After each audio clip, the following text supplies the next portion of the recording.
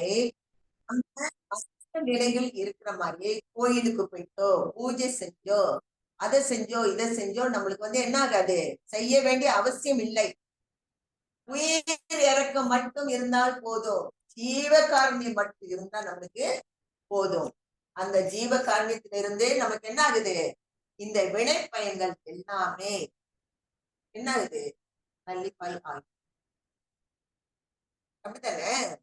அதனால என்றுமே நம்ம என்ன செய்யணும், இறைவா நீ என்னை சோதிக்கிறியாப்பான்னு கேட்கக்கூடாது. நான் என்ன பண்ணிட்டு வந்தனோ தெரியவில்லையே, நான் இப்படி இருக்கிறேன்னு நம்மளதான் சார். இறைவன் கிட்ட போய் உனக்கு கண்ணு இருக்கா, மூக்கு இருக்கா, வாய் இருக்காலாம் கேட்கக்கூடாது. அவருக்கு எதுவுமே இல்லை, ஜோதி அருள்.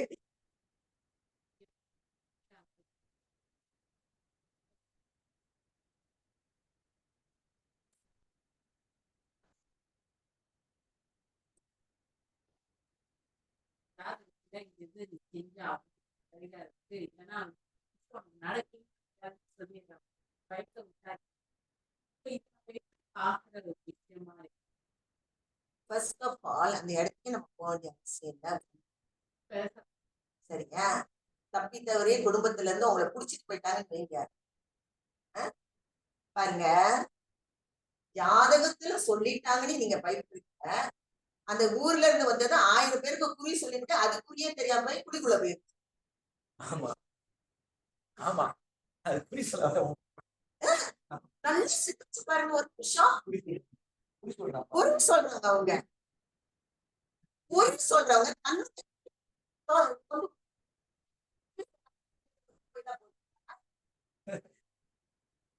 அவங்களுக்கு புரியும். நீங்க நல்லா சிரிச்சு பாருங்க. அவ்வளவு பேருக்கு ஒரு மாசமா டூரிஸ்ட் விசாவுல உட்கார்ந்து காசு சம்பாதி சொல்லி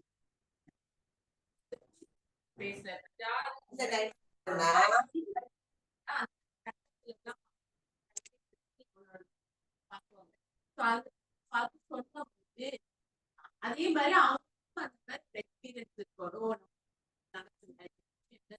அதையும் சரியா ஒரு மாதிரி இருக்கும், கரெக்டா வரும். சோ நீ இது செஞ்சாதான் இது நடக்கவே நடக்காத அடிச்சு சொன்னாங்கன்னா அது எப்படி நம்ம இப்ப நம்ம ஐயோட உங்களோட மனப்பக்குவத்து, உங்களுடைய மனப்பக்குவத்துக்கு இப்ப என்கிட்ட கேளுங்க, ஜாதகம்லாம் ஒண்ணும் இல்லை, சாமி பாக்குறதுல சாமியே இல்ல புலி என்ன இருந்தாலும் என்ன செய்யும், இவர் பார்த்துக்குவாரு. நான் என்னோட பக்குவம் அது. நான் எவ்வளவு சோதனை எவ்வளவு இருந்தாலும் சரி, நான் என்ன கஷ்டப்பட்டாலும் சரி, எவ்வளவு இதா இருந்தாலும் சரி, அவருக்கு தெரியும், அவரு பார்த்துக்குவாரு, கைவிட மாட்டாரு, நான் போயிட்டே இருப்பேன், நான் போயிட்டு இருப்பேன். சோ இந்த சுழல் அவங்க அவங்களுடைய மன பக்குவத்துக்கு தக்கவாறு தான் அந்த முடிவு நம்ம எடுப்போம். சரியா? அவங்கவுங்க மனப்பக்குவத்துக்கு தக்கவாறு. இப்ப என்னோட மனப்பக்குவம் எல்லாம் வேற, அதெல்லாம் ஒண்ணுமே இல்லை. சும்மா காசு சம்பாதிச்சுக்கிட்டு ஆடிக்கிட்டு நம்ம என்ன நினைக்கிறோமோ அதை அவங்க கவனிச்சுக்கிட்டு என்னதான் சொல்லுவேன், பக்கத்து வீட்டுல ஒண்ணும் செஞ்சிருக்க மாட்டாங்க, நம்ம போயிட்டு சாமி நான் அப்படிதான் நினைக்கிறேன், எனக்கு வர எல்லாம் இந்த பக்கத்து வீட்டுலதான் பண்ணிருக்கோம்னு நான் நினைக்கிறேன், அம்மாமா நீ சொல்றது கரெக்டுமான்னு சொல்லி கிடைக்கும். இல்ல எய்தான் வரப்போ இல்ல ஏத்த வீட்டுல வச்சு கொண்டாங்கன்னு நினைக்கிறேன் அப்படின்னு போய் நீங்க சாமியாடிக்கிட்ட போய் சொல்லுங்க, ஆமா கரெக்ட், நீ நினைக்கிற கரெக்ட், ஏத்த வீட்டுலதான் வச்சாங்க. ஆனா சப்போஸ் அந்த ஏத்த வீட்டுல அதை வைக்கலன்னு வைங்க, தப்பான சாமி ஆடுறதை நீங்க கேட்டுட்டீங்கன்னு வைங்க, உங்க பாவத்தை எங்க கொண்டு போய் தொலைக்க போறீங்க? இது நம்மளுக்கு தேவையா? நீங்க யோசித்து பாருங்க. சப்போஸ் யாரையும் சந்தேகப்பட்டு நம்ம கேட்கிறோம், அவங்கதானே அவங்க சொல்லிட்டாங்க சாமியாருக்கு, அதையும் ஆடிக்கிட்டு இருக்கு, அதையும் முன்னேற மாட்டேன், என்ன ஆடி ஆடி அதையா சம்பாதிக்குது சொல்லுங்க. அதுக்கு குறிப்பாக மேல போய் பண்ணல, வேண்டில் இருக்கின்ற பரம்பொருளால் ஆண்டவரை வணங்க வேண்டிய நாம் இந்த பிறப்பெடுத்து வந்த ஒவ்வொருவரும் ஆன்ம லாபத்தை பெற வேண்டிய நீங்கள் எதுக்கு தேவையில்லாம சிறுதேவ வழிபாட்டுக்குள்ள நீங்க போறீங்க? வள்ளல் பெருமான் சிறுதேவ வழிபாடு வேண்டான்னு சொல்றாங்க. அவங்க உங்களுக்கு என்னது நல்லது செஞ்சிருவாங்க? தொடர்ந்து போய் பாருங்க, உங்க கையில இருக்க காசெல்லாம் புடுங்கிட்டு விட்டுருப்பாங்க. நீ அந்த சங்கீதத்தை செய், இதை பண்ணு, அதை பண்ணு, அதுக்கு செய், இதுக்கு செய், இதை பண்ணு, அதை பண்ணி உங்க இருக்கிற காசு எல்லாத்தையும் வீணாடிச்சு. நம்ம என்ன செய்யணும்? உயிர் இறக்கத்தோடு போய் ஜீவகாரணி போய் 4 பேருக்கு உணவு கொடு, உங்களை மனசார வாழ்த்துவாங்க. அம்மா என் பசி நீக்கே நீ நல்லா இருப்பாங்க. கோயில் வச்சிருக்க அலங்காரம் பண்ணிட்டு இருக்க அந்த சிலைக்கு போய் நீங்க சொன்னீங்கன்னா அந்த சிலை உங்களுக்கு என்ன செய்யும்? அது உங்ககிட்ட பேசுமா? உங்களுக்கு எல்லாம் அள்ளி கொடுக்குமா? எதுக்கு என்ன மூட நம்பிக்கையில இருக்கீங்க? எல்லாத்தையும் கடாசிட்டு ஒரேபடியா அற்புதஞ்சோதி ஆண்டவர் தான், வள்ளல் பெருமான் தான் என்னுடைய குரு, அருள் குரு இறக்கி பிடிங்க. வந்திருக்க ஒவ்வொருவரும் எல்லாத்தையும் தூக்கி கடாசிட்டு ஒவ்வொருவரும் அந்த நிலைக்குள்ள நீங்க வாங்க. அனைவருமே இறைவன் வந்து மேல் நிலைக்கு நீங்க எல்லாருமே வந்துடலாம். அதுதான் உண்மை. பெருமானார் சொன்ன சத்தியம். அதுதான் பெருமானார் சொல்லி இருக்கிறாங்க. சும்மா அந்த மனநிலையில இருந்துகிட்டு மனசு சொன்னிச்சு அங்க போச்சு இங்க போச்சுன்னு ஆன்ம உணர்வோட வாங்க. மன நிகழ்ச்சியோட இருக்காதுங்க. ஆன்ம உணர்வோடு வந்து ஆன்ம நிலையில வந்து இது வந்து பெருமானார் வருகின்ற காலம். ஏமாந்து விடாதீர்கள். ஒண்ணு பேச முடியாததுக்கெல்லாம் போய் பூஜை செஞ்சுட்டு இருக்காங்க. பேசுகிற ஒண்ணுக்கு கொடுங்க. எப்படி மேல வருவீங்கன்னு நீங்க பாருங்க. ஏமாந்து போய் விடாதீர்கள். அவ்வளவுதான் நான் சொல்றேன். யாரும் ஏமாந்து போய் விடாதீர்கள். இந்த பிறப்பை எடுத்த ஒவ்வொருவருமே சொல்லுவாங்க, ஏத்த வீட்டுல சொல்லுவாங்க, பக்கத்து வீட்டுல சொல்லுவாங்க, நான் பாரு இதை பண்றேன். ஆனால் உங்களுக்கு கிடைக்க வேண்டிய ஆன்ம லாபம் அவர்களுக்கு கிடைக்குமா? கிடைக்காதா? கிடைக்காது. ஆனா உங்களுக்கு கிடைக்கும் அந்த ஆன்ம லாபம். அவர்களுக்கு விளக்கம் சொல்ல இல்லை, அவர்களும் வரவும் இல்லை. சோ அப்படி விளக்கம் சொல்ல ஆள் இல்லாம அவர்கள் வராத நிலையிலிருந்து தயவு செய்து மனசை யாருமே சஞ்சலப்படுத்தாதுங்க. பெருமானார் யாருமே கைவிட மாட்டார். நமக்கு எப்பொழுது என்ன தேவையோ அந்தந்த நிலையில உங்களுக்கு எல்லாவற்றையும் வாரி வாரி வாரி அவரு வள்ளல். அவரு அதனால்தான் வள்ளலாக அவரு. தயவு செய்து பக்கத்துல சொன்னாங்க, ஏத்த வீட்டுல சொன்னாங்க, அவங்க சொன்னாங்க, இவங்க சொன்னாங்க, ஏமாந்து விடாதீர்கள். இந்த பிறப்பை வீணாக்கி விடாதீர்கள். புரியுதா? ஏன்னா நம்மளுக்கு அப்படியே ஃபில்டர் பண்ணுனா அது ரொம்ப ஒரு மாதிரி இருக்கும். இது ஃபில்டர் பண்ணாம இருக்குது உங்களுக்கு ஒரு மாதிரி இருக்கும். அப்படியே மின்னணும், அப்படியே பளபளா பளபளான்னு எங்கேயாவது மின்னிக்கிட்டு இருக்குன்னா உங்களுக்கு அது ரைட் தோணும். ஆனா உயிர் இறக்கம் இருக்கணும். அதுதான் இந்த உயிர் இறக்கத்தோடு இருந்து இங்க பாருங்க, இங்க வந்திருக்க அனைவரும் நீங்க வந்து மாமிசம் சாப்பிடுறீங்களா இல்லையா தான் எனக்கு கேள்வி கிடையாது. அப்படி நீங்க எடுப்பவர்களாக இருந்தாலும் விரதமாக நீங்க உட்கார்ந்து நான் வந்து தியானத்தில் இருக்கிறப்ப பிடிவாதமா ஒரு 40 நாட்கள்ல இருந்து 60 நாள் வரை எனக்கு இந்த காரியம் நடக்கணும், இதை நான் செய்ய போறேன்னு சொல்லி நீங்க வந்து சைவமா இருந்து அந்த விண்ணப்பத்தை வச்சு நித்தம் அந்த மகா மந்திரத்தை சொல்லி நீங்க செஞ்சு பாருங்க. 100% உங்களுக்கு 1% கூட இல்ல என்ன செய்யாது, குறைவே இருக்காது. அதனால மனச வந்து தளர விடக்கூடாது. என்னைக்குமே இந்த மனசு உட்கருவியாகவும் புறக்கருவியாகவும் அது செயல்படும். உட்கருவியாக அது தூய மனமாகவும், இதே மனசு தூய மனமாகவும் அது மாற்றப்படுகின்றது. அதே சமயத்துல வெளிய இந்திரியங்கள் கரணங்களோட மனசு புத்தி அகங்காரத்தோடு இந்த மனசு செயல்படுறப்ப வெளி செயல்பாட்டுக்குள்ள இருந்து மாயைக்குள்ள நம்மளை இழுத்து விட்டுரும்.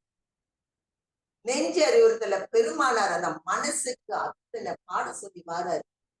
மனமே நீ வந்து எப்படி பொன்னார் மலை போல் அசைவிட்டு இது அசையாமல் நான் சொல்வதை நீ கேள், வாழியே நெஞ்சே, வாழியே நெஞ்சே என்று சொல்லி அவர் சொல்றாரு. அப்ப நீங்க வந்து சிந்திச்சு பாருங்க, எவ்வாறு நம்மளுடைய மனசானது உட்கருவியாகவும் புறக்கருவியாகவும் அது செயல்படுவதனால இந்த மனசை வச்சுதான் நம்ம படியேறி போக முடியும். மனசித்தி புத்தி அகங்காரம் என்கிற நிலையில இந்த மனதை வச்சுதான் நம்ம என்ன செய்ய முடியும், படி ஏற முடியும். ஆனா இந்த மனதை நம்ம தூய மனமாக அக உறுப்பை என்ன செய்யணும், புற உறுப்பை அக உறுப்பாக அகவல்ல படிக்கிறோமா. சோ இத நம்ம சொல்றத அதை கேட்க மாதிரி அதை கொண்டு வரும். இப்போ உங்க மனசு சொல்லுது, எல்லாரும் இப்படி சொல்றாங்க, நீ இப்படி பண்ற, அதனாலதான் உனக்கு இல்ல என்ன சொன்னாலும் இப்ப உங்க மனசு கிட்ட சொன்னப்பா, நம்ம அற்புதஜோதியை நம்ம பிடிச்சிருக்கோம், பெருமானாரை பிடிச்சிருக்கோம், மனமே நீ என்னை அப்படி இழுத்துட்டு போகாத, நிச்சயமாக எனக்கு நல்ல சிறப்பா நான் நினைக்கிறேன், அதனால இப்ப நான் இருக்கேன், நான் பிடிச்சிருக்கிறேன் அப்படின்னு சொல்லி என்ன செய்யணும், இறுக்கமாக நம்ம கொள்ள வேண்டும். ஏமாந்து விடக்கூடாது. எக்காரணத்தை கொண்டும் ஏமாந்து, எக்காரணத்தை கொண்டும் நம்மளுக்கு தெரியும் இதுதான் அப்படின்னு தெரிஞ்சாலும் இல்ல, அவரு பார்த்துக்குவாரு, அவரு நம்மள தூய்மைப்படுத்தி கொடுத்துருவாரு, அவரு கேர் பண்ணிக்குவாரு, அவரு நம்மளை ப்ரொடெக்ட் பண்ணிக்குவாரு, நம்மளுக்கு எந்த ஒரு இல்லாம இறைவன் பார்த்துக்குவாரு. ஏன்னா நம்மளுடைய பழைய வினை தெரியலையே, ஏன் நம்ம இப்படிலாம் அனுபவிக்கணும், பழைய வினை நமக்கு தெரியல, செஞ்ச கர்ம வினை என்னன்னு தெரியல, நம்ம ஏன் அனுபவிக்கணும், பரவாயில்ல செஞ்ச கர்மா நம்ம கழிக்கிறோம், கழிச்சுக்கிட்டு போயிட்டே போகுது. சரிங்களா, கிளியர் ஆச்சா? என்ன கேள்வி இருக்கா உங்களுக்கு? கிளியர் ஆச்சு. யாரும் உங்ககிட்ட கேள்வி கேட்டா நல்லா அடிச்சு. சரியா? சரி, இப்போ 7 சரி, ஜீவர்கள் விஷயமாக ஆன்ம உருக்கம் எப்பொழுது உண்டாகும்? எப்ப நம்மளுக்கு ஆன்ம உருக்கம் உண்டாகும்? ஒரு ஜீவனை நம்ம பார்க்கிறோம், அந்த ஜீவன் எப்படி பசி, இனி, தாகம், இச்சை, எளிமை, பயம், கொலை இவைகளால் ஒரு ஜீவன் கஷ்டப்படுகின்றது என்பதை நாம் பார்க்கும் பொழுது நமக்கு என்ன உண்டாகும்? அவர்கள் மீது நமக்கு இரக்கம் உண்டாகும்.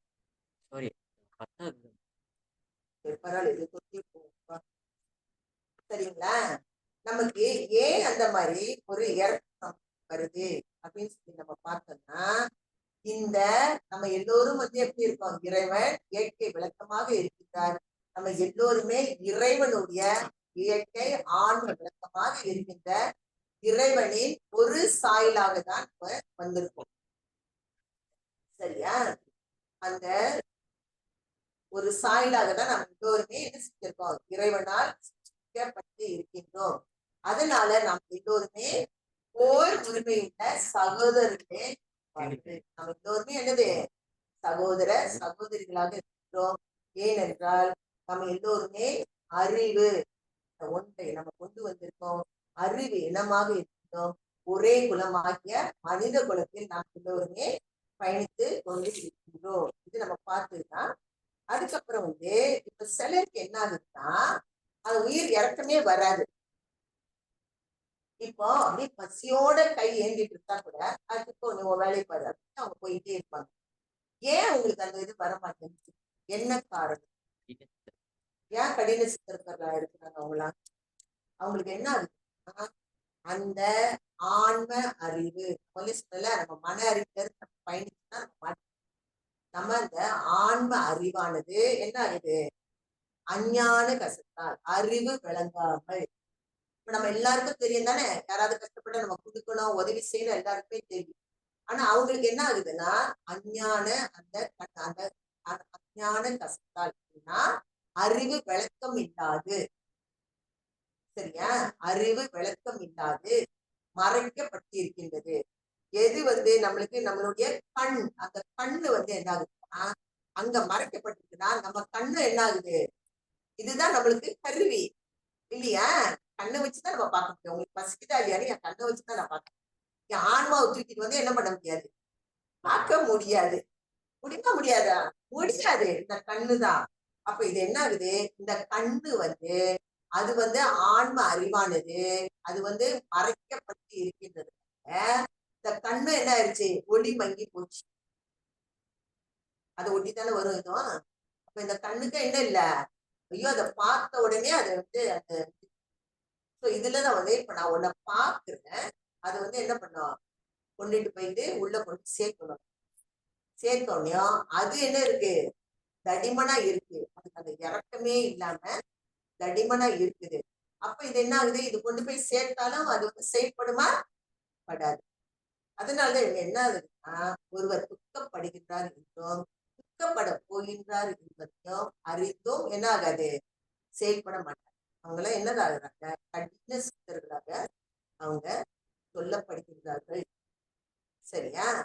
ஜீவகாரணம் உண்டாகாமல் இருந்தது என்று அறிவித்தார். ஆன்ம சிருஷ்டி விளக்கம் உள்ளவர் என்றார். அந்த விளக்கம் இந்த ஆன்ம விளக்கம் இல்லாததுனால்தான் அவங்க அந்த மாதிரி கடின சித்தர்களாக அவங்க இருக்காங்க. ஒருத்தங்க கஷ்டப்படுறாங்கன்னு சொன்ன பிறகு அவங்க என்ன செய்ய மாட்டாங்க, அவங்களுக்கு போயிட்டு ஒரு உதவி செய்யணும் அப்படின்னு பண்றாங்க. சரி, இப்போ வந்து பசி, தாகம், பயம் முதலியவற்றில் வரும் துன்பங்கள் எல்லாம் மனக்கண் முதலிய கர்மேந்திரியங்கள் அனுபவங்கள் ஆன்ம அனுபவங்கள் அல்ல. அதனால் ஜீவகாரணிகளுக்கு விசேஷ பிரயோஜனம் என்ன கேட்கிறாங்க. இப்ப என்ன சொல்றாங்கன்னா, நீங்க எப்படி வந்து இப்ப ஜீவகாரணி செஞ்சா நம்மளுக்கு ஆன்ம விளக்க முறை எல்லாமே வரும் சொல்லுவாங்க. ஆனா இப்போ ஒருத்தங்க பசியோட இருக்கிறது வந்து கண்ணு தானே பாக்குது, கை தானே செய்யுது.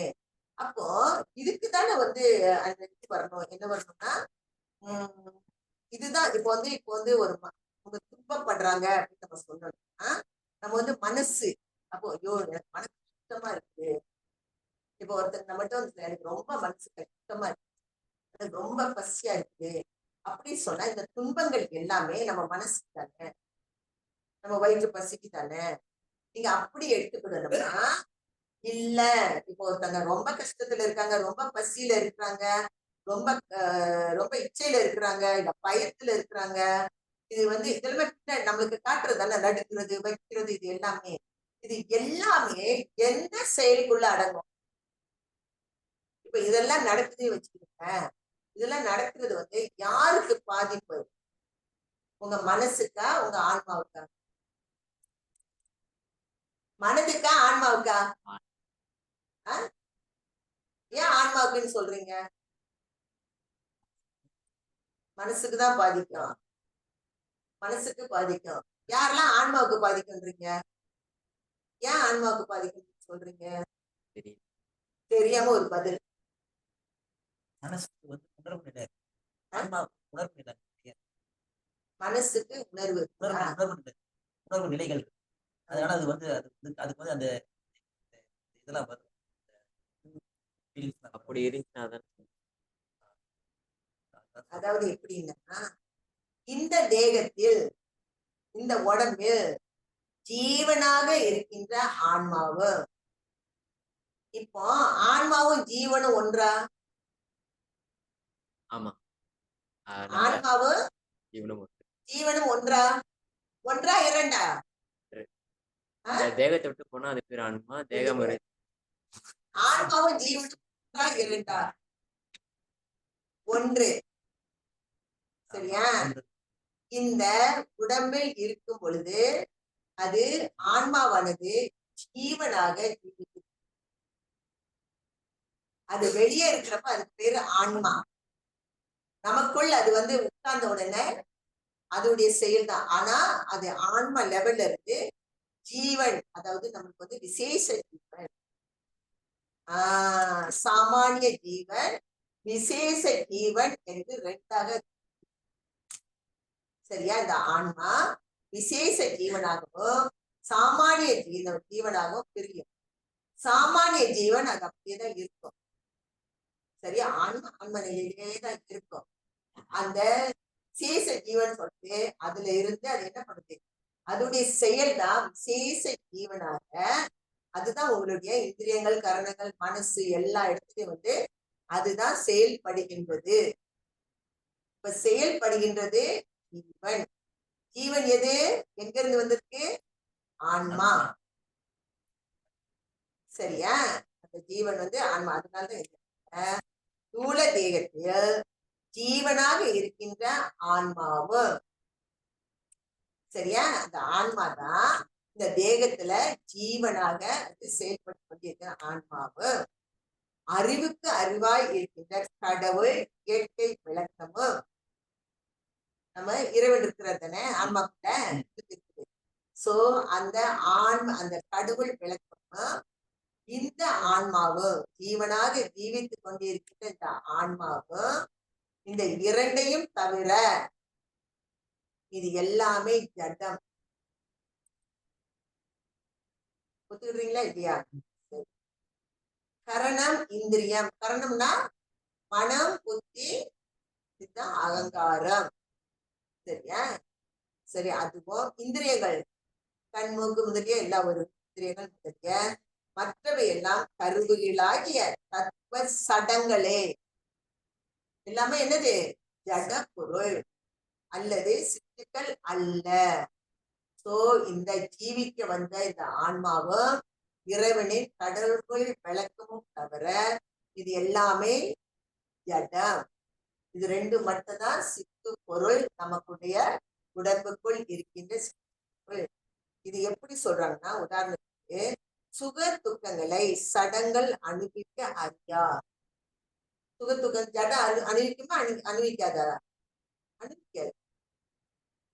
யார் அனுபவிக்கிறா? உள்ளே இருக்கின்ற அந்த ஆன்மாதான் அனுபவிக்கின்றது. ரொம்ப கஷ்டமா இருக்குதா அதை ஏற்றுக்கொள்வது? ரொம்ப யோசிக்கிறார் ஒருவர். கிளியரா விளங்கிக்கிடுங்க. நம்ம உடம்புக்குள்ள இருக்கிறது ரெண்டு மட்டும்தான்.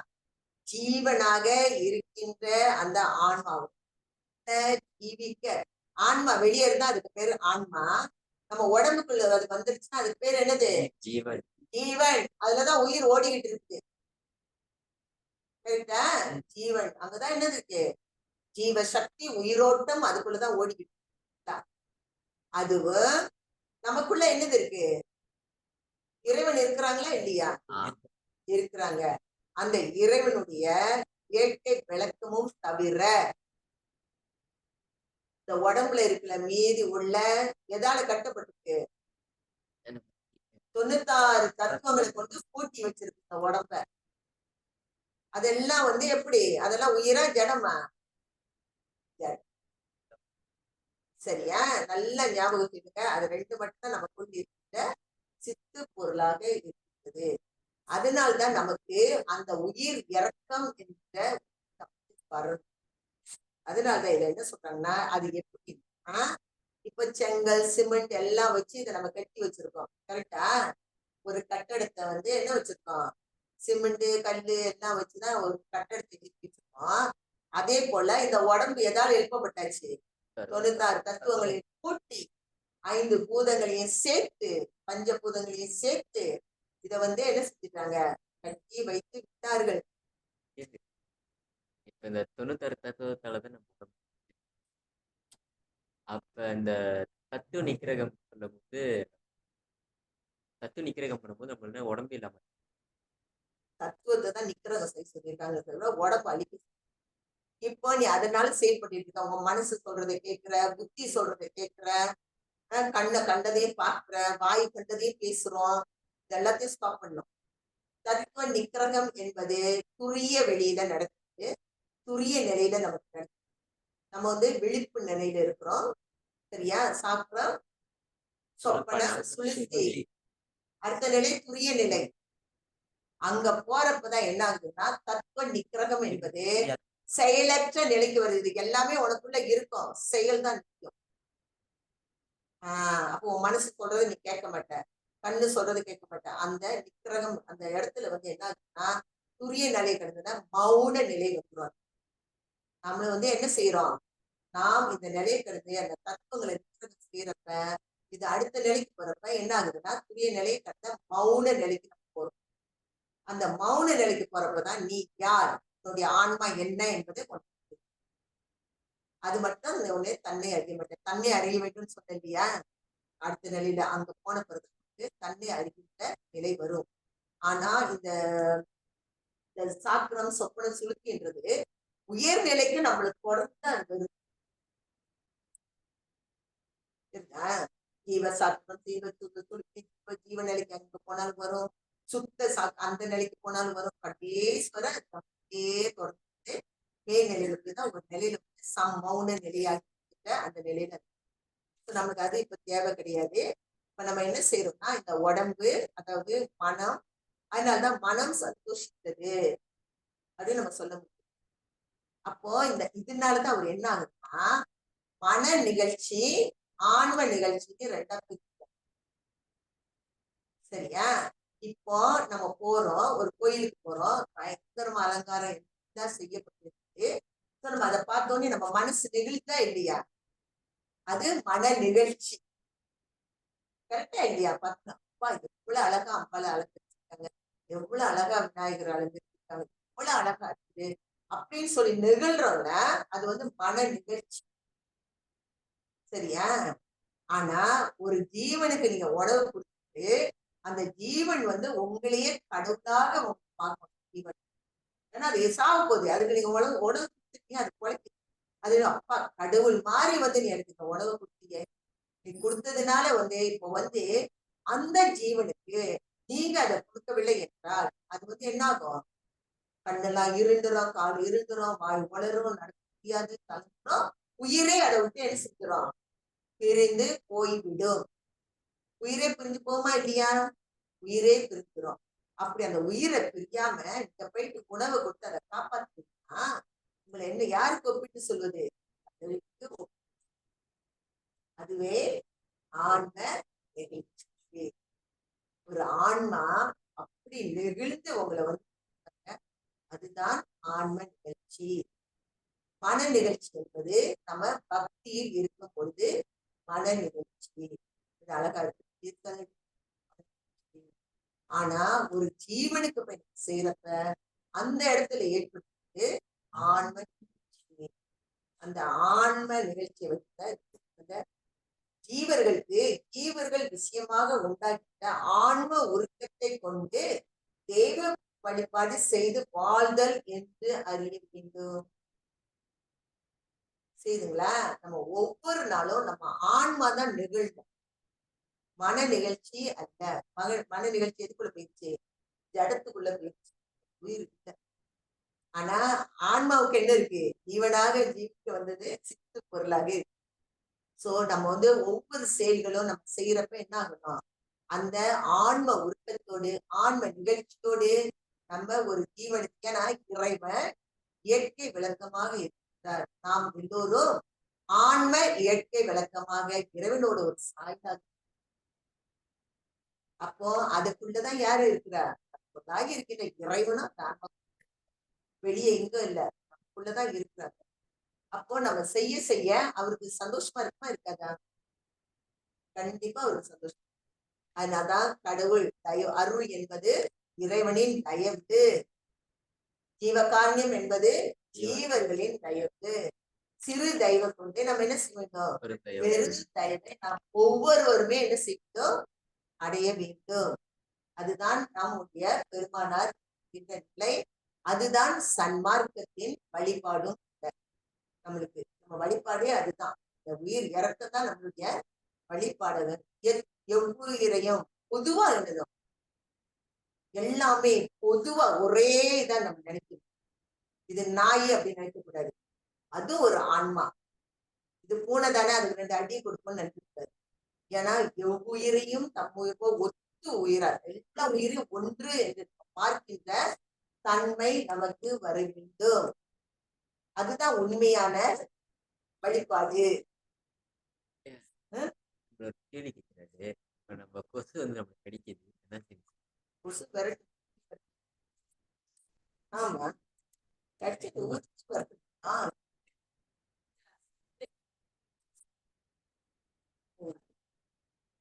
சீனி கீழே போடாம இருந்தா வராது.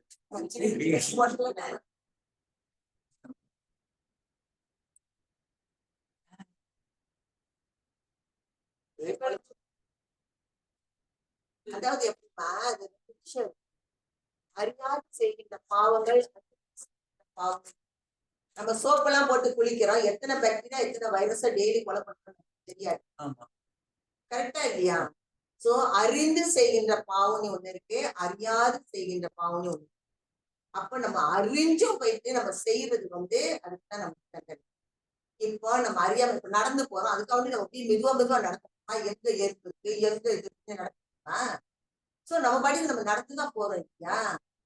இதே இதுல இருந்து நம்ம எப்படி நம்ம விடுபடுறோம் அப்படின்னா, நாம் செய்கின்ற ஸ்தோத்திரங்கள் நம்ம பாடுறோம், மகாமந்திரம் சொல்றோம், அகவல் பாராயணம் செய்யறோம். இந்த மாதிரி செய்யறதுனால அந்த பாவங்கள் எல்லாம் நம்மை விட்டு நீக்காது. பாவ கணக்குலயே நமக்கு வராது.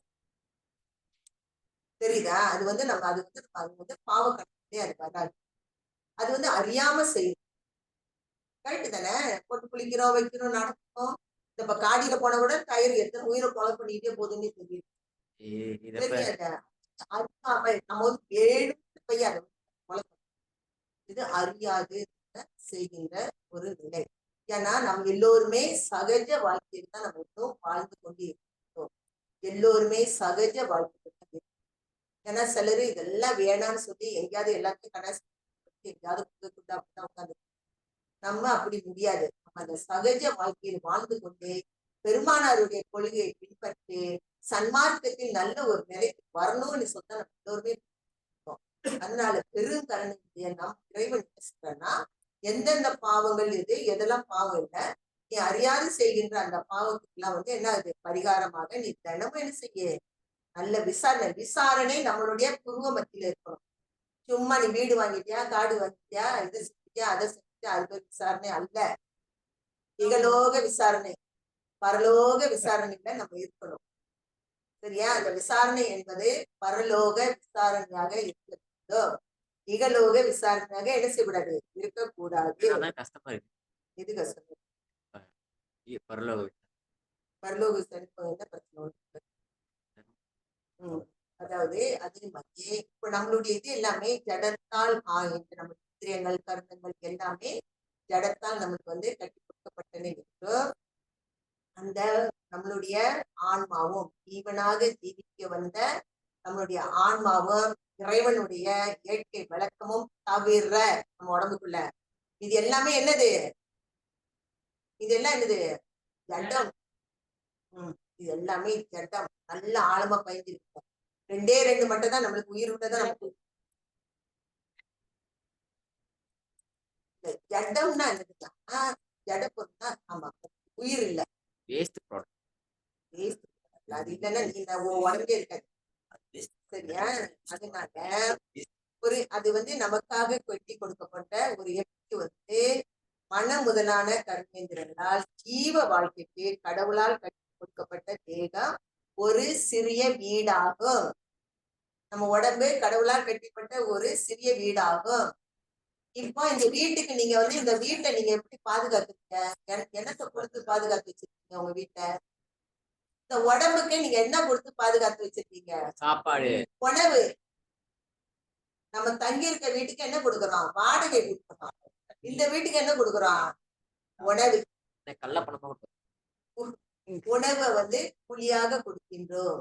இந்த உடம்புக்கு உணவு என்கிற ஒன்றை கொடுத்து இந்த உடம்பை நம்ம வச்சிருக்கிறோம். ஜீவ வாழ்க்கைக்கு கடவுளால் கட்டி கொடுக்கப்பட்ட தேகம் ஒரு சிறிய வீடாகும். இன்ப துன்பங்களை வீட்டில் இருக்கின்றவன் அனுபவிப்பான் அல்லது வீடு அனுபவிக்க மாட்டாது. கரெக்டா இல்லையா?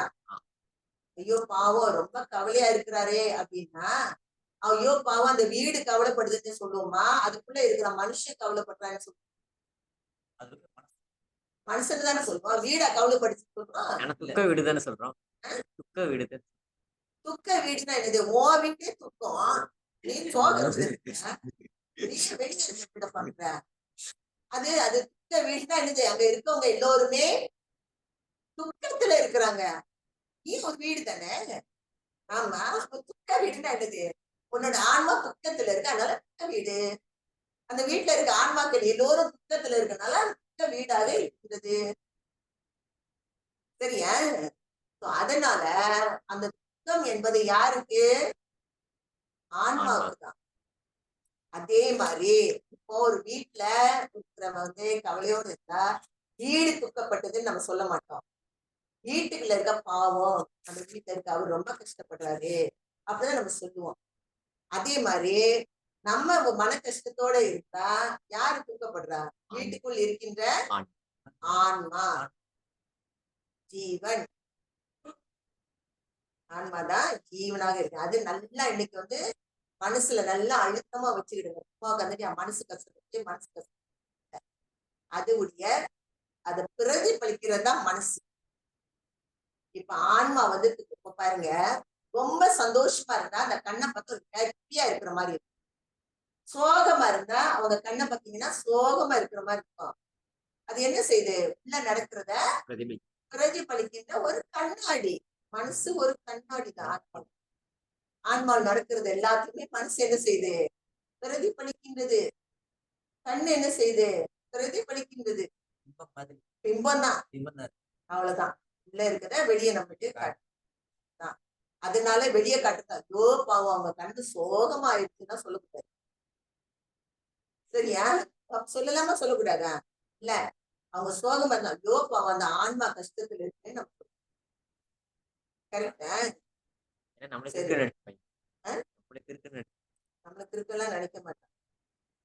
யார் என்ன நினைச்சாலும் நம்ம ஸ்ட்ரெயிட்டா போயிட்டே இருக்க வேண்டியதுதான். சரியா? சரி. அன்பியம் காசாத்தின ஒளி மழுங்கப்பட்டு உபநயங்களாகிய கண்ணாடிகளால் பார்க்கின்ற கண்கள் இதை வந்து தடுத்து துன்ப விஷயத்தை கண்டபோது அக்கண்கள் நீர் சொரியுமே அல்லாது கண்ணாடி நீர் சொரிய மாட்டாது. கண்ணுல இருந்துதான் வரும். ஆனா ஒரு வீட்டுக்குள்ள இருக்கிறவன் அழுதானா அந்த வீட்டுல கண்ணாடியா இருந்துச்சுன்னா கண்ணாடியா நீர் சொரியும்? வீட்டுல இருக்கவங்கதான். ஆன்ம சிருஷ்டிக்கு இரவனால் படிக்கப்பட்டு இந்த ஆன்ம சிருஷ்டிக்கு உபநயங்களாக இருக்கின்ற மனம் முதலான கருவிகள் சுக துக்கங்களை அனுபவிக்க மாட்டாது. ஆன்மாவை அனுபவிக்கும் என்று அறிய வேண்டும். சொல்றதுக்குதான் இத்தனை உதாரணம் சொல்லி என்ன செஞ்சிருக்கோம்? நம்ம வந்திருக்கோம். ஒரு ஒரு கேள்வி பார்த்துப்போம். அடுத்து ஒரு ஜீவனுக்கு சுகம் நேரிட்ட போது மனம் மகிழ்கின்றது, துக்கம் நேரிட்ட போது மனம் தளர்கின்றது. ஆகவே சுக துக்கங்களை அம்மனம் அனுப்பதாக அறியப்படாதோ?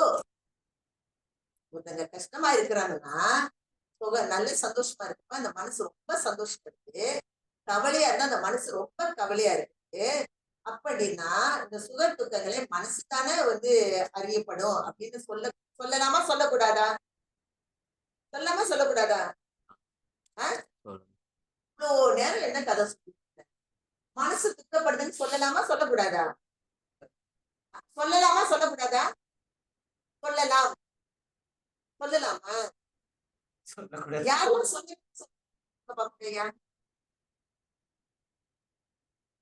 semua tak dengar punya 1 2 4 4 பேரா?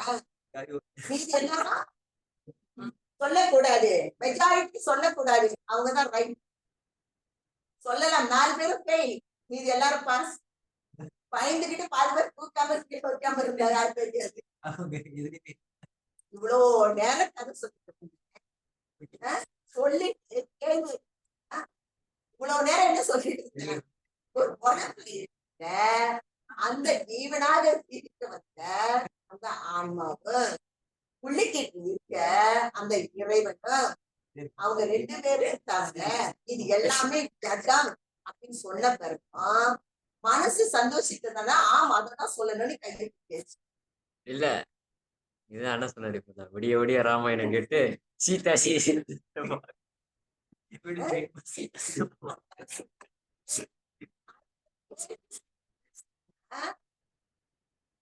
நாலு பேருக்கு நான் சொல்றேன், மனசு என்ன செய்யாது?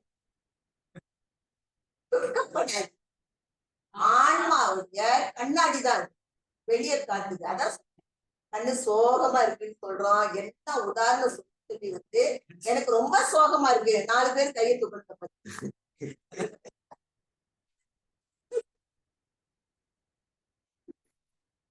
சரியா? சரி, அறியப்படாது. அடுத்து நல்லா கேட்குறேன். அறியப்படாது.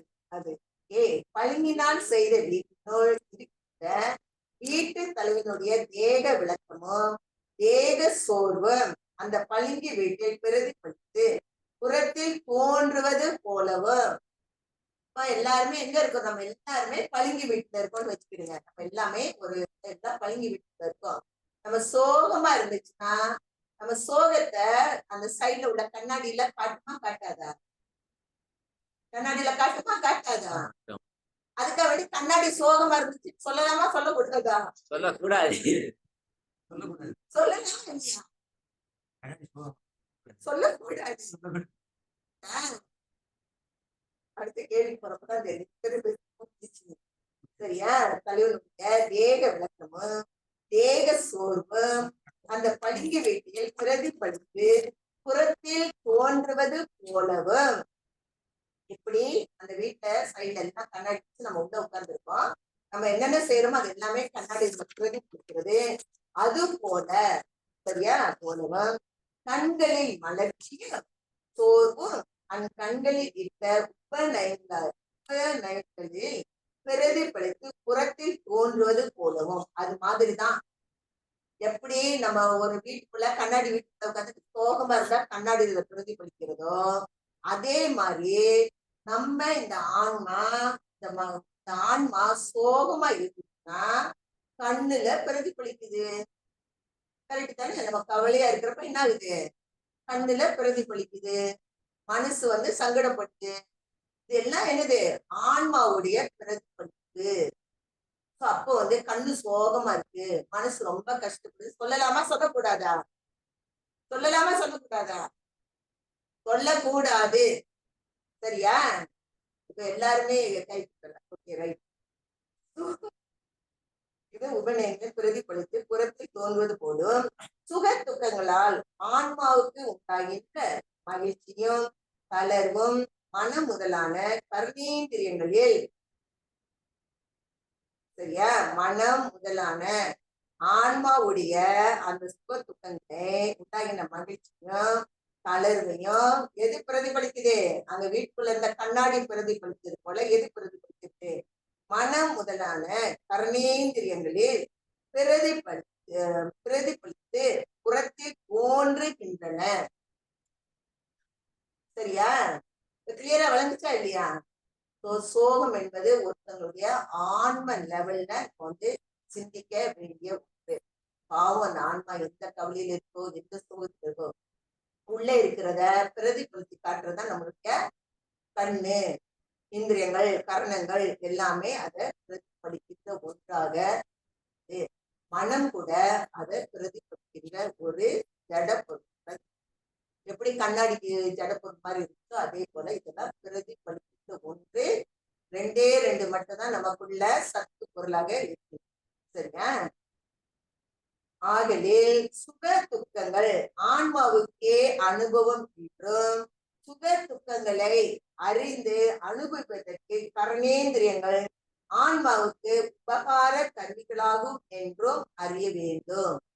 அது ஒரு உபகார கருவி. நமக்குள்ள இருக்கின்ற ஆன்மாவை நம்மளுக்கு பார்க்க முடியாது. என்ன? நம்ம தன்னை அறியவில்லை.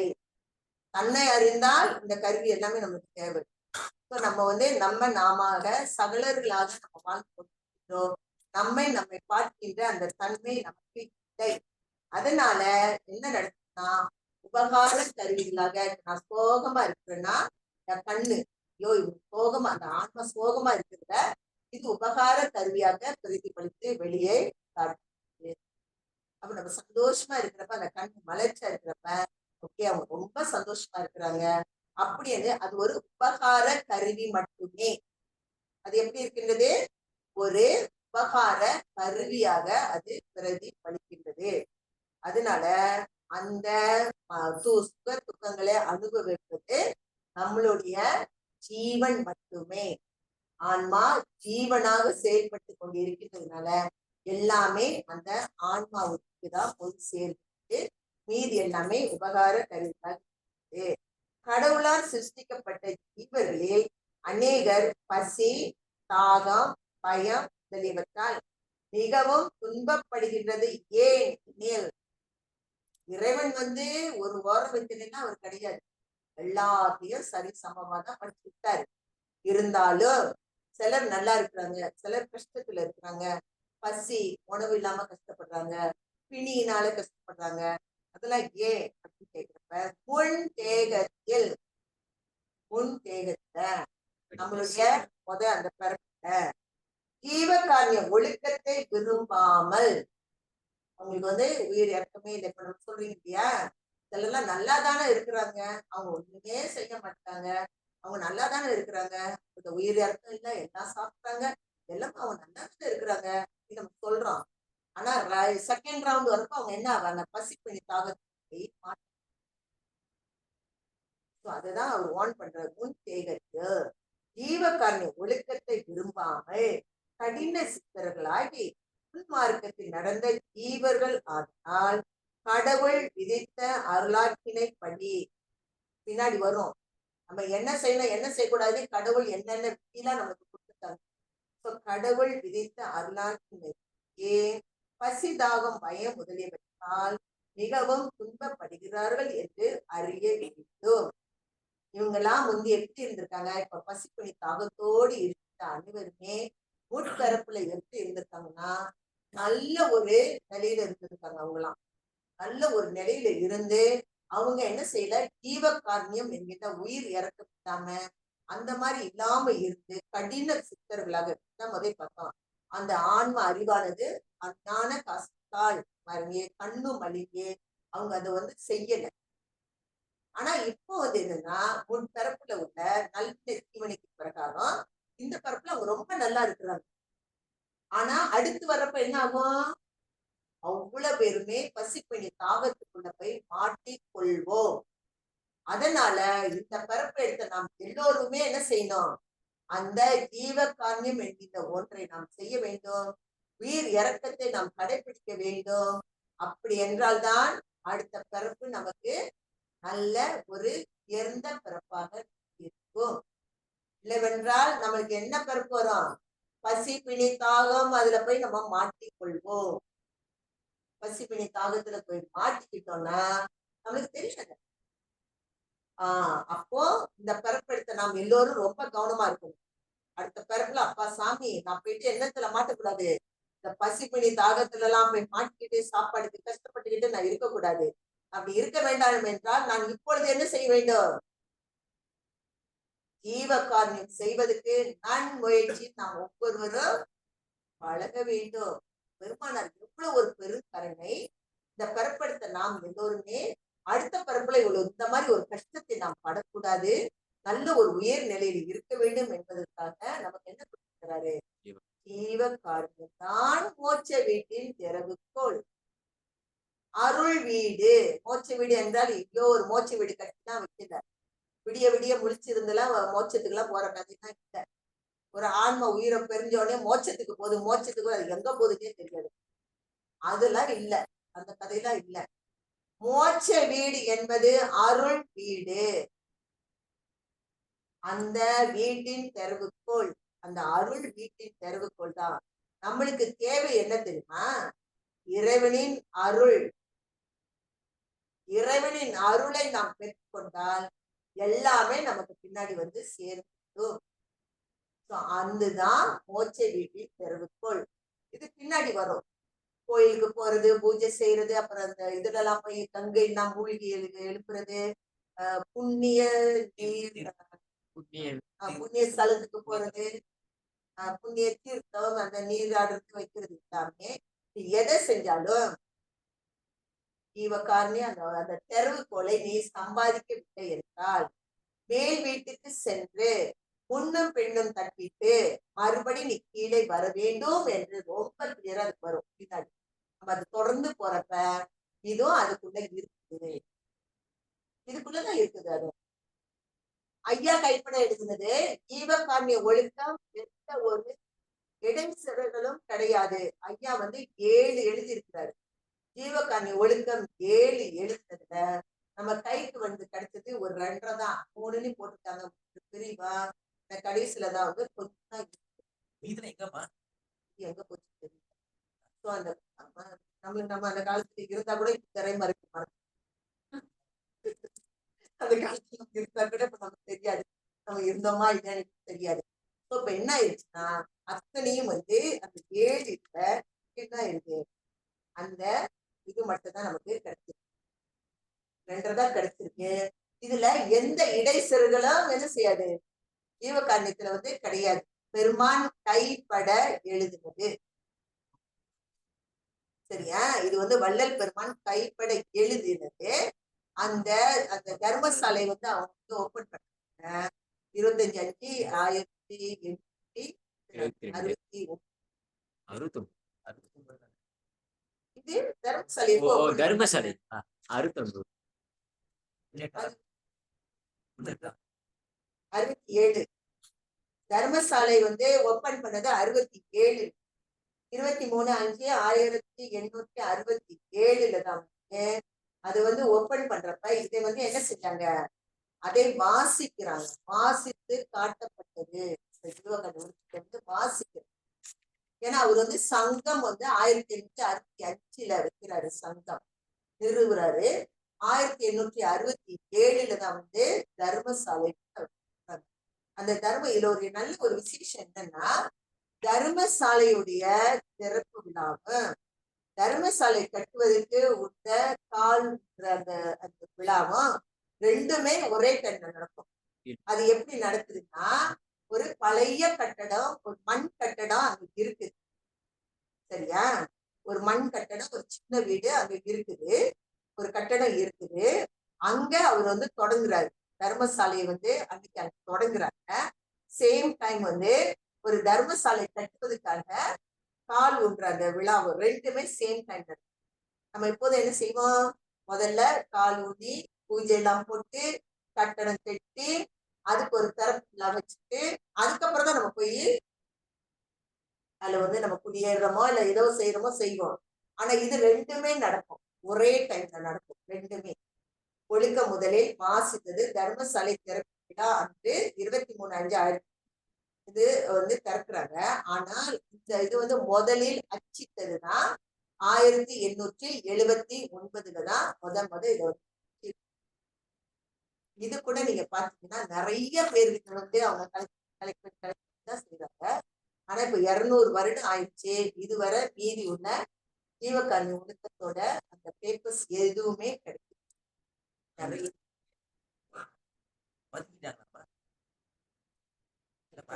இருக்காங்களா என்ன நடத்தி நம்மளுக்கு தெரியல. மறைச்சாங்களா எடுத்தாங்களா தெரியல. அது நமக்கு கிடைக்கல. மொத்தம் 7 பகுதி, நமக்கு 3 பகுதி தான் கிடைக்குது. சிதம்பர வெங்கட சுப்பு அவர்களால் தான் அது வந்து என்ன செய்யுது, தர்மசாலை வாசிக்கப்பட்டது. தர்மசாலையில அவர் வச்சுதான் பெருமானார் வாசிக்கிறாங்க. நீங்க பாத்தீங்கன்னா பெருமானாரும் என்ன செய்யறாருன்னா, அந்த அருள் என்ற ஒன்றை பெறுவதற்காக அவர் தர்மசாலை தான். அது சத்திரம்னு சொல்லியிருக்கலாம், இல்ல மடம்னு சொல்லியிருக்கலாம். ஆனா சாலை அப்படின்னா ஒரு வழி. அதனால இந்த தர்ம சாலை வழியாக தான் ஞான சபைக்கு போக முடியும். நம்மளுக்கு ஞானம் வேண்டுமானால் தர்மசாலை வழிதான். அதனால்தான் ஜீவ காரியம் செய்யறப்ப நமக்கு அன்பும் அறிவும் நமக்கு விளங்கு. அந்த அன்பும் அறிவும் விளங்குகின்றது ஜீவ காரணத்தினால் மட்டுமே நமக்கு கிடைக்குது. இந்த அறிவு எப்படி வழங்கணும்னா, இந்த புத்தகத்துல படிச்சோ அதுல படிச்சோ எல்லாம் கிடையாது. இறை அறிவு வந்து நமக்கு அருள் மூலமாக அந்த பரம்பரையுடைய அந்த அறிவு நமக்குள்ள விளங்காது. கலை அறிவு அல்ல. ஜீவகாரியம் செய்து நமக்கு அறிவு வளர்க்கிறது என்னது இல்ல, புத்தகத்துல படிக்கின்ற அறிவு அல்ல. எவ்வளவோ ஞானிகள் இருக்காங்க, விஞ்ஞானிகள் எல்லாம் இருக்கிறாங்க, எப்படியோ போறாங்க வைக்கிறாங்க, எல்லாமே செய்யறாங்க. அந்த அறிவு அல்ல. ஜீவகாரணத்தினால் வருகின்ற அறிவு அன்பும் அறிவும் நமக்கு கிடைக்கும் சொல்கின்றது. அந்த அறிவு இந்த விசாரத்துக்கான இறை ஆன்ம அறிவாகி இருக்கின்ற அந்த அறிவு தான் நமக்கு என்ன செய்யுது, விளங்கும். அதான் பாத்தீங்கன்னா கூட பெருமானார் ஒரு நாள் தவம் செய்து கூட தர்மசாலை அந்த ஒரு பாட்டு வரும், காலையில நின்று அன்னைக்கு படித்த பெரும் அதை சொல்லுவார். அவரோட தவம் தான் அவர் பெற்றுக் கொள்றாரு. ஒரு நாள் காலையிலே முழுமையாக வந்து ஒரு தர்மசாலையில தான் தர்மசாலையில பெற்றுக்கிட்டு அவர் என்ன செய்யறாருன்னா, அங்க வந்து நிறைய மக்கள் கூட்டங்கள் சந்தடிகள் நிறைய வந்துட்டு போயிட்டு அவர் என்ன செய்யறாருன்னா சித்தி வளாகத்துக்கு அவர் போறாரு. அங்க போயிட்டு தனிமையாக அவரு, ஏன்னா நம்ம தனிமையா இருக்கிறப்பதான் வந்து இறை பரம்பரோடு நம்ம வந்து என்ன செய்ய கம்யூனிகேட் பண்ண முடியும். இப்படி கூட்டத்துல உட்கார்ந்துட்டுலாம் இருக்கும் முடியாது. அதனால அவர் என்ன சொல்றாருன்னா, அந்த சித்தி விளாகத்திலும் எனது துறை எனது நாயகனா நானிக்கும் இடத்தில் வந்து அமர்கின்றார், என் பேருடம்பில் வந்து என்னோட அவர் எங்க இருந்து வந்து அமர்றது? அவர்கிட்ட இருக்கின்ற அந்த ஆன்மாவில் இருக்கின்ற இறைவன் அகமாக இருந்து அனகமாக என்ன செய்யுது? பிரிக்கப்படுகிறது. அதுதான் தலைப்பு. மடலெல்லாம் மூளை நிறுத்திட மூளை எல்லாமே அப்பதான் அங்க இருந்து நம்மளுக்கு அருள் அப்பதான் உடம்பே வந்து அருளால் வேதித்த அருளால் வேதித்த அந்த உடம்பு ஃபுல்லாவே அருள்னால வேதிக்கப்படுகிறது. உடல் மாற்றம் அருளால் அதனால அந்த அருளை நாம் வந்து தேடுவது, நாம் அருளை தேடி அருளை பெற்றுக்கொள்வதுதான் முக்கியமாக நம்முடைய சன்மார்க்கத்தில் அருளை பெறுவதுதான் முதல் ஃபர்ஸ்ட் ஸ்டெப்பே. அந்த அருளை பெறுவதற்கு நாம் ஜீவகாரணை செய்ய வேண்டும். ஜீவகாரணை செய்தால்தான் அருளை பெற்றுக்கொள்ள முடியும். அந்த அருளை பெறுறப்பதான் நம்மளுக்கு அன்பும் அறிவும் நம்மளுக்கு அந்த அறிவு விளக்குது. அதை வச்சு நம்ம வந்து விசாரத்துக்குள்ள போகணும். எப்பொழுதும் இறை சிந்தனை புருவ மத்தியில வச்சுதான் நம்ம சிந்திக்கணும். கண்டத்துக்கு மேலதான் அது வந்து சபை, ஞான சபை இதுக்கு மேலதான் இருக்கு. நம்மளுடைய கான்செப்ட் எப்போதுமே அந்த சிந்திக்க ஆரம்பிக்கும். நம்மளுடைய வழிபாடே நம்முடைய புருவ மத்தியில தான் இருக்கு. ஏன்னா அதுதான் கண்ணாடி. உள்ளுக்கு நடக்கின்ற எல்லாவற்றையும் காண்கின்ற இறை காட்சியாக இருந்தாலும் சரி, நம்மளுடைய ஆன்ம காட்சியா இருந்தாலும் எல்லாவற்றையும் பார்க்கின்ற கண்ணாடி எது? புருவ மத்தி. அது மட்டும்தான் நாம் கண்டு கொள்ள. சரிங்களா? நம்ம நெக்ஸ்ட் வீக் வந்து நம்ம முத்தேகம் உண்டு என்பதும் எப்படி, ஏன்னா இது நான் வந்து பாதியில படிச்சு விட்டேன்னா மீதி உள்ளதுக்கு இந்த கண்டினியூஷன் இல்லாத மாதிரி இருக்கும். ஆனால் மீதி 2-3 கேள்வி எல்லாமே முன் தேகம் என்பதற்கு நாம் எல்லோருக்கும் முன்னாடி ஒரு தேகம் இருந்துச்சு அப்படி வந்து கன்ஃபார்ம் அடுத்து நான் பார்க்க ஒன்றாக இருக்குது. நம்ம அடுத்த மாதம் வந்து சனிக்கிழமை பார்க்கறப்ப நம்ம வந்து அதை சரிங்களா? இது போக